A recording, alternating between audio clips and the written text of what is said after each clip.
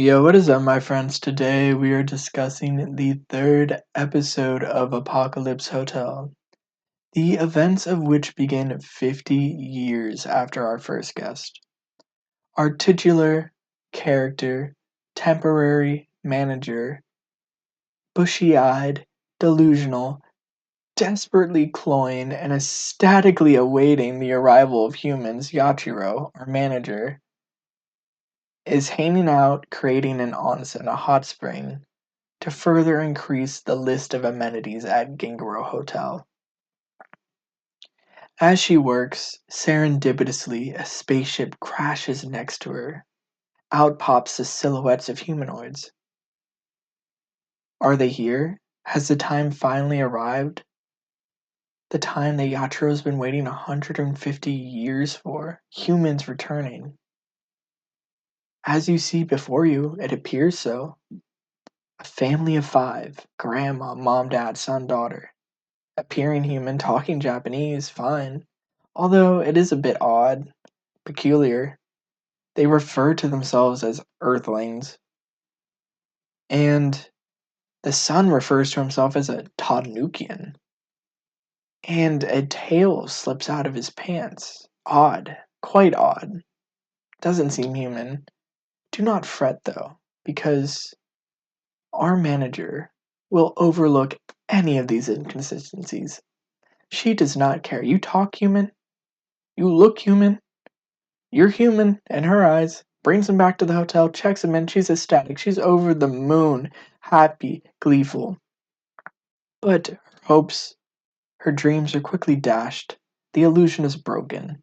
The family is frightened, and when that happens, their form reverts back to the furry, fluffy forms of Totnukis. Yes, they hail from a planet of personified Totnukis, which is a Japanese raccoon dog.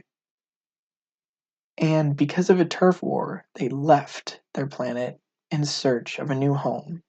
And when adrift in space, they came across one of the last hopes and vestiges of humanity, our spaceship.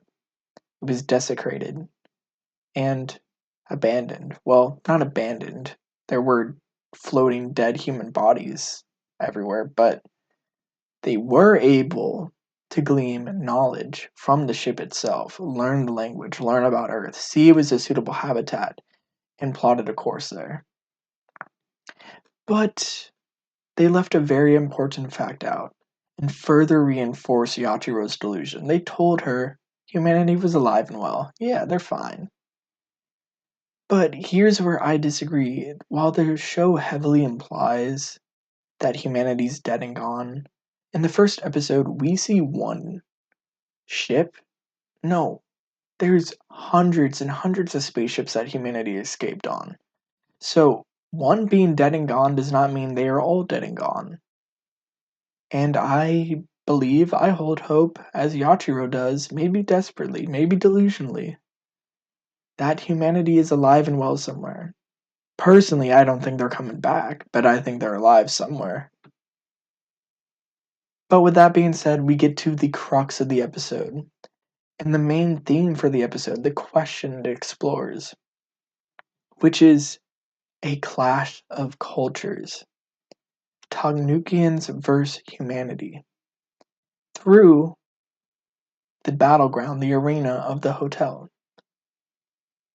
See, the hotel acts as a play, a stage, a vestige of humanity. It is the last vestige of humanity.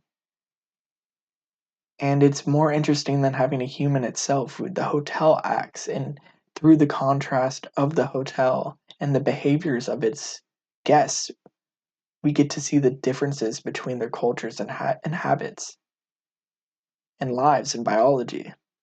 Tognukians are much different than humans, and that becomes apparent quickly and becomes a problem quickly. Initially, though, Yachiro is all on board, saying she wants to respect their custom and habits. But the family quickly games the system as soon as Yachiro says that.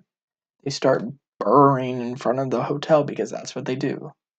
or making burrows and holes in the building because that's what they do, or leaving dung strewn across the ground and the floors and the hallways, and latrines full of feces in their rooms to create a scent to mark their territory. It's deplorable. It's disgusting. It's completely against everything Yachiro knows and loves and was programmed for. And finally, as the hotel increasingly becomes more distraught and disarray, she puts her foot down and literally explodes. Fireworks explode and spurt from her head. The arrogant family becomes docile and settles down, and they revert back into their furry forms and plead for mercy. Yachiro gives it, obviously, because she's programmed for courtesy and kindness and to give her guests the best experience. But after that outburst, after Yachiro reaches a breaking point, the family reins it in. And the next morning they begin cleaning up. And the little girl, in particular, she's cleaning a window. Yachiro asks her what she's doing. She wants to clean and help out. She wants a job. Yachiro hits her with, "We have labor laws here. You have to be 15. Well, the girl is 54. Huge lore drop. Tognukians live for an extremely long time. Their longevity is insane. If the little girl's 54, the grandma must be 350, 400. Who knows how long they can live? And this is my favorite part about Apocalypse Hotel. The depths at which they went and the lengths to delve into different aliens, create authentic biologies, cultures, customs, behaviors. And now that we have a long-term stay with this family, the Tognukians, we will get in further episodes with different aliens to see how they interact, not just with humanity, but with different alien breeds through the playground of humanity, through the hotel. That's the basis, and then we get to see how different aliens interact with each other from our own perspective of what we know, our knowledge of how hotels are normally. Because Yachiro is going to do everything capable to create the pristine, ideal condition of that for us. Amazing setup. Anyways, peace.